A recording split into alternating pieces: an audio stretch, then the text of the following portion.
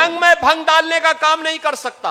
चुनाव कैसे जीता जाता है योगी बखूबी जानते हैं। योगी ने अभी से ही 2027 का चुनाव जीतने के लिए नगर नगर से कस्बे फीडबैक ले रहे हैं। आज ही गोंडा को 500 करोड़ रुपए विकास के लिए विपक्ष की जमकर क्लास लगा रहे हैं योगी। के पहले इन दंगाइयों को, इन पेशेवर गुंडों को प्रश्रय देते थे, इनके सामने नतमस्तक होते थे।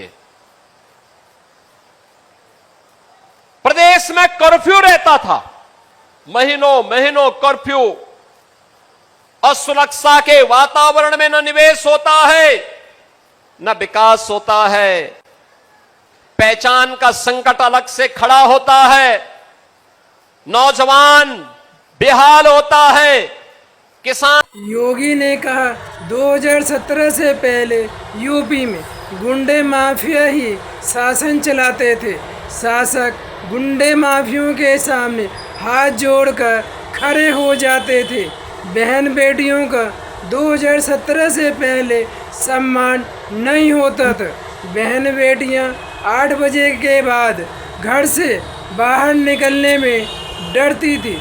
विकास के मामले में यूपी 2017 से पहले पिछड़ा राज्य कहलाता था। योगी के राज में यूपी विकसित राज्य बनने की ओर अग्रसर है। अखिलेश यादव के लिए बहुत ही बुरी खबर लाए मौलवियों ने। मौलाना रजवी के बयान से मुश्किल में अखिलेश।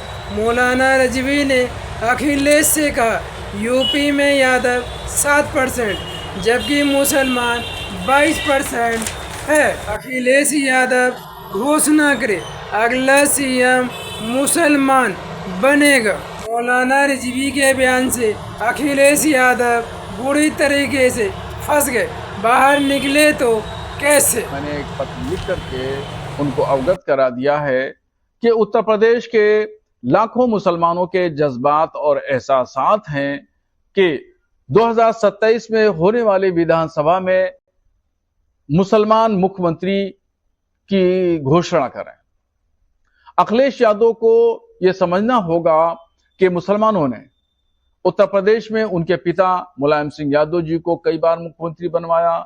उनकी बीवी, उनके चाचा, उनके भाई, उनके भतीजे और उनके परिवार के और दूसरे सदस्यों को असेंबली भेजने का काम किया, लोकसभा भेजने का काम किया। और उत्तर प्रदेश में मुसलमान 22% है और यादव बिरादरी के लोग 7% है।